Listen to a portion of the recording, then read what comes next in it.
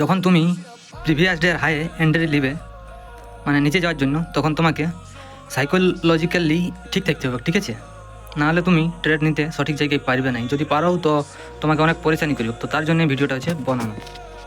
দেখো market previous ডের এই যে এটা হচ্ছে হাই, তো এটাকে হয়তো একটু টাচ নাই করে, বাট পরের বার ওয়ার সুইংয়ে টাচ করেছে, ঠিক আছে? তো তার মানে একবার মার্কেট এলো, দুবার গেলো, তার মানে বুঝবে যে যদি গিরবার থাকতো মার্কেটকে তো এই তিনটালে মার্কেটকে জিততে হইতো। যেহেতু আরও একবার জানছে মানে ইয়ারলে উপর যাবে কি, মানে এই যে লিকুইডিটিটা আছে প্রিভিয়াস ডের যে লিকুইডিটি লাইনটা আছে, তার মানে এই লিকুইডিটি লাইনটার ভ্যালু কমিয়ে নিয়েছে, ঠিক আছে? তো এখন ব্যাপার হচ্ছে যে মার্কেট যখন বারবার আসে তখন বুঝবে যে এটা টাচ করিয়ে উপর যাবে কি। দেখো ফাইনালি টাচ করে যাইছে, তো যেটা বলার সেটা আমি বলছি এখন। দেখো মার্কেট সবার একটা হাই তৈরি করেছে, ঠিক আছে?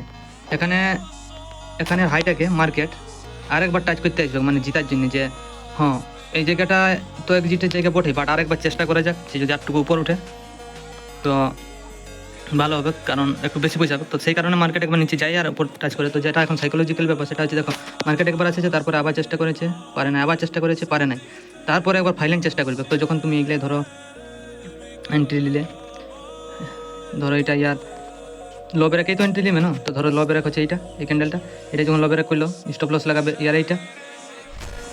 তো ধরো এই জায়গাটা এন্ট্রি নিলে মার্কেট নিচে চলে আসে, এবং নিচে আসার পরে দেখো এমনি সুইং টাইপের বা যেটাকে বলে সুইং ট্রেড নেওয়া।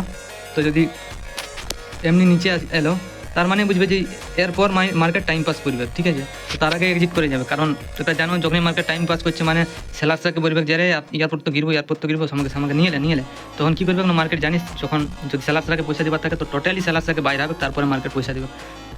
তো তেমনি ঘটিছে মার্কেট একবার চেষ্টা করেছে আপ যেতে, বাট পারে নাই। তো তারপরে এন্ট্রি পয়েন্ট হচ্ছে এইটা, দেখো যেমন লো ব্রেক করেছে, এইটাও এন্ট্রি পয়েন্ট হতে পারে, বা যদি ভালো এন্ট্রি পয়েন্ট নিও তো এই ক্যান্ডেলটা আছে রেড ক্যান্ডেলে লো ব্রেক করবে তখনই এন্ট্রি নেবে, ঠিক আছে? যেটা গৌতম ভাই বলেছে, এটাও যেমন রেড ক্যান্ডেলের একটা হচ্ছে এন্ট্রি পয়েন্ট, রেড ক্যান্ডেলে লো ব্রেক করেছে, এটা হচ্ছে এন্ট্রি পয়েন্ট, এটা হচ্ছে একটা এন্ট্রি পয়েন্ট রেড ক্যান্ডেলের। তো তাই নিজের মাইন্ডটাকে কন্ট্রোলে রাখার জন্য যে এমনি ঘটতেই পারে যে ঠিক আছে আমি তো এই জায়গাটা এন্ট্রি নিলি, চল এত দূর মার্কেট আইলো, দেখছি যে এরপর টাইম পাস করবে, এক্সিট করে নিতে চল, নো ইমোশন। যদি জিরোই লস করিস তাও নো ইমোশন, কোনো সাইকোলজিক্যালি যাতে পরেশানি না হইস, তার জন্য এই ভিডিওটা বানা। তো এমনি টাইম পাস করলে তো জানিও এমনি তো এক্সিট লিবই। তো চলো দুবার আরেকবার এক্সিট লিবো, যে এন্ট্রি লিবো, যে একবার তো পাইলে না, আরেকবার তো মার্কেট উপর যাচ্ছেই, এবারটা এন্ট্রি লিবো, হয়তো ভালোই নাই তো নাই লিবো।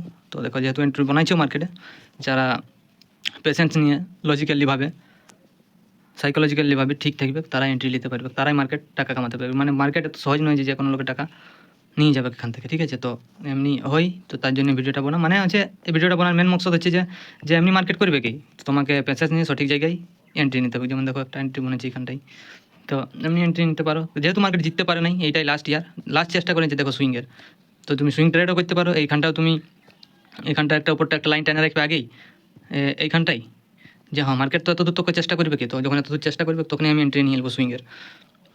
তো সুইং এন্ট্রি এটা ভালো। আচ্ছা তো এটাই ঠিক আছে।